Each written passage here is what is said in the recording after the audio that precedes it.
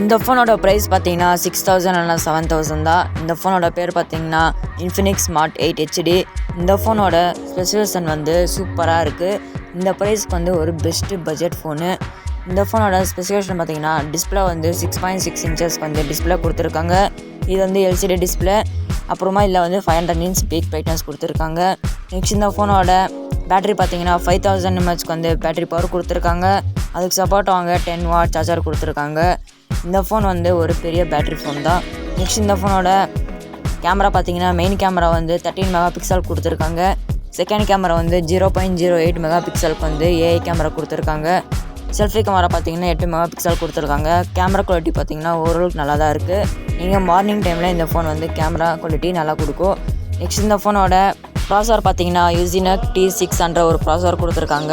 இந்த ஃபோனுக்கு வந்து அந்த ப்ராசர் ஓகே தான். 3GB ரேமும் 64GB ஸ்டோரேஜோட ப்ரைஸ் பார்த்தீங்கன்னா 6400 வருது. இதே மாதிரி சூப்பரான வீடியோஸ் பார்க்கணுன்னா சேனலுக்கு சப்ஸ்கிரைப்